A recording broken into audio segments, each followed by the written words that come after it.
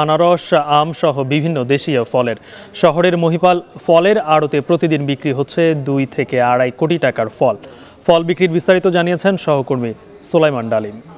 ফেনীর বাজারগুলোতে সরবরাহ বেড়েছে মৌসুমি ফলের। দেশীয় যেসব ফল রয়েছে কাঁঠাল, আম, আনারস সব ধরনের ফলের সরবরাহ বৃদ্ধির কারণে দাম কিন্তু কমেছে। আমরা আজকে এসেছি মহিপালের যেই ফলের আড়তটিতে। সকাল থেকে একদম রাত পর্যন্ত এই আড়তটিতে প্রতিদিন কিন্তু 2 থেকে 3 কোটি টাকার দেশীয় ফল বিক্রি হয়।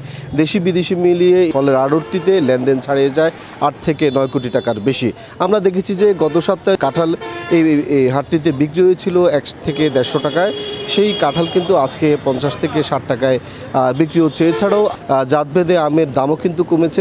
বাজারে আমরা দেখেছি আম্রপালি এবং রংপুরের হাড়িভাঙা আম এবং হিমসাগর সহ যেসব আম রয়েছে সেসব আমের দামও কিন্তু কমেছে। গত সপ্তাহে যেসব আম 80 থেকে 90 টাকায় বিক্রি হয়েছে কেজি প্রতি ক্যারেটে, আজকে কিন্তু বাজারে আমরা দেখেছি সেই সব আম 60 থেকে 70 টাকায় ক্যারেটে বিক্রি হচ্ছে। এছাড়াও আনারসের যে দাম সেখানেও কিন্তু আমরা দেখেছি যে দাম কমেছে।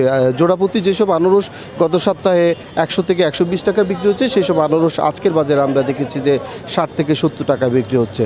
এছাড়াও আনারস ছাড়াও কিন্তু বাজারে লটকন, পেয়ারা সহ এবং আমরুদ সহ অন্যান্য যেসব ফল রয়েছে সব ফলের সরবরাহ কিন্তু বৃদ্ধি পেয়েছে। এইসব ফলের সরবরাহ বৃদ্ধির কারণে কিন্তু দামও কমেছে এবং সাধারণ যারা ভোক্তা রয়েছে তাদের মধ্যে এক ধরনের স্বস্তি বিরাজ করছে।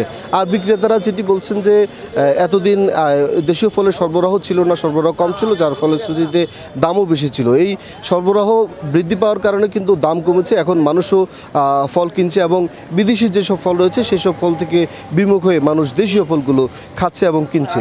এ ছিল ফেনীর মহিপাল ফলের আড়ত থেকে আমার কাছে দেশীয় ফলের দামের সর্বশেষ খবর। এখন জনপদে নিচ্ছে আরেকটা বিরতি, ফিরছে একটু পরেই।